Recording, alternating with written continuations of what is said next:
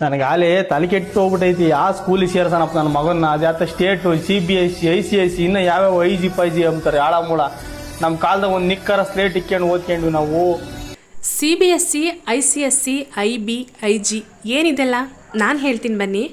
CBSE ಇಂಡಿಯಾದಲ್ಲಿ ಬಹಳ common. ಇದು ನಮ್ಮ ಇಂಡಿಯಾದಲ್ಲಿ ನಡೆಯೋ ಯಾವುದೇ ಕಾಂಪಿಟೇಟಿವ್ ಎಕ್ಸಾಮ್ಸ್ಗೆ ಅಥವಾ ಎಂಟ್ರೆನ್ಸ್ ಎಕ್ಸಾಮ್ಸ್ಗೆ ಈ ಸಿಲೆಬಸ್ ತುಂಬ ಚೆನ್ನಾಗಿ ಸೂಟ್ ಆಗುತ್ತೆ.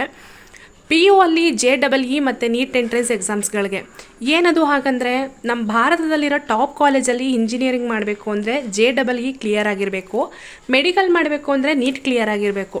ಫೀಸ್ ಕಡಿಮೆನೇ ಇರುತ್ತೆ, ಫ್ರೆಷರ್ ಕೂಡ ಮ್ಯಾನೇಜ್ ಮಾಡ್ಬೋದು.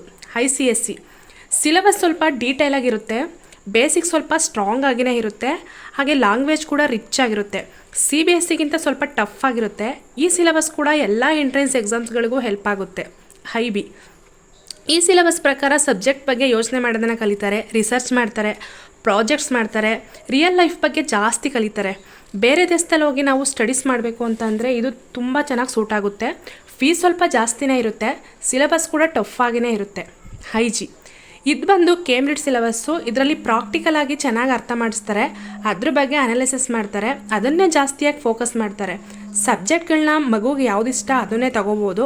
ಫೀಸ್ ಜಾಸ್ತಿನೇ ಇರುತ್ತೆ, ಬಟ್ ಅಷ್ಟೊಂದು ಟಫ್ ಇರಲ್ಲ. ಬೆಸ್ಟ್ ಬೋರ್ಡ್ ಅಂತ ಏನಿಲ್ಲ, ನಿಮ್ಮ ಮಗುಗೆ ಯಾವ್ದು ಸೂಟ್ ಆಗುತ್ತೋ ಅದೇ ಬೆಸ್ಟ್.